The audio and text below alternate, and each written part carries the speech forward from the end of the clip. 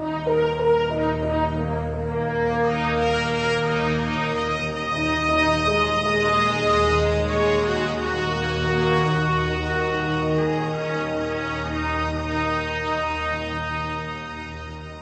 10:30 in the evening, we received a call to provide assistance to the township next to us. The call at that time was that a woman had run into a bar with a small child, that she was disheveled, very upset, and she thought her mother was being threatened by her ex-husband. I'd locate him. I called for a backup unit.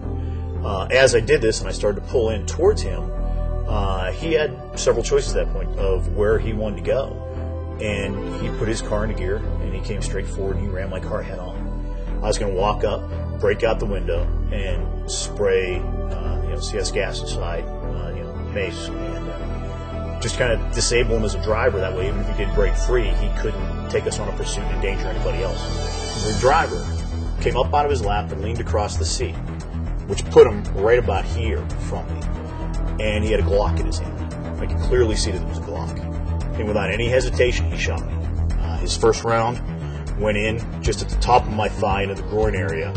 It was hot, it was sudden, there was an auditory exclusion. I didn't hear it, but I watched it happen. And there were several immediate shots, and I felt this, like someone really knew how to throw a punch. It hit me in the chest, but at the same instant, I knew it wasn't hot.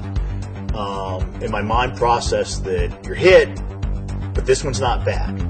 My hand went down, covered this one, I immediately felt the blood, and I drew down and was able to start returning fire. I could see that he had his hand up, and he was sliding his magazine in, and I fired. And this time Officer Armstrong from my own department had arrived. I saw him out of my peripheral vision, and I told him at that point, I said, "Brian, I can't move. You need to go up and clear him." He moved up in a good tactical stance, was able to reach inside the car, take the gun out of the driver's hand, put it on the ground, step back, and at this point in time, he says, "We're clear." I says, "Brian, you need to get back over here. I'm hit. You need to get me to the hospital." Turns out Brian, my partner that night, is a combat veteran Marine. He recognized my injuries more than I did, and he knew that the primary thing he needed to do was get that bleeding stopped. I used Brian's cell phone. I called a neighbor of mine who is also a police officer. Told him that I'd been shot. He needed to go get my wife and kids and get them down to the hospital. Just as they were getting ready to knock me out, Chris, who I'd sent to pick up my wife and children, came in to see me. And I said, "Are Tammy and the kids here?" And he said, "Yes, I need to see them," because I could hear the doctors talking about my blood pressure and the kind of shape I was in, the kind of speed they were taking to get me upstairs into surgery. And I knew things were pretty critical, but I knew that I really needed to see my wife and kids. And the nurse was trying to get the anesthesiologist was trying to get a mask on me to put me under. And I said, "Not until I see my kids." And they said, "There's no time for that. You need to go now. You need to go right now."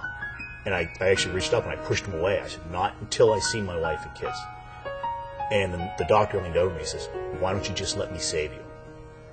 And that shook me up a little bit. And I think the hardest thing I did over the entire night, the most difficult thing I did, was let them put the mask over me and take a breath, knowing that they're right on the other side of that wall.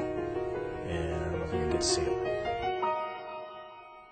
More than one surgeon pat me on the shoulder or actually point at the small cherry that was left where the bullet impacted on my rib cage.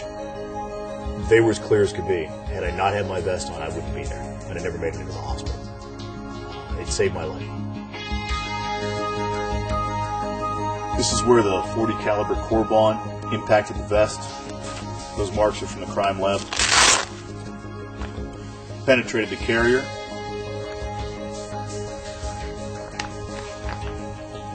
The Gore-Tex. I had a gas card in my pocket. You can see some of that through there. Penetrated the very first layer. The second layer.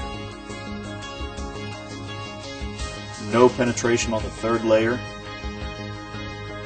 You can see where it did have its spiral. That's where it stressed the material. No penetration whatsoever beyond that second layer. I had most of my vest left.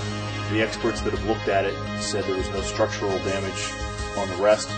They could have taken several more rounds in the same spot and still continue to save lives.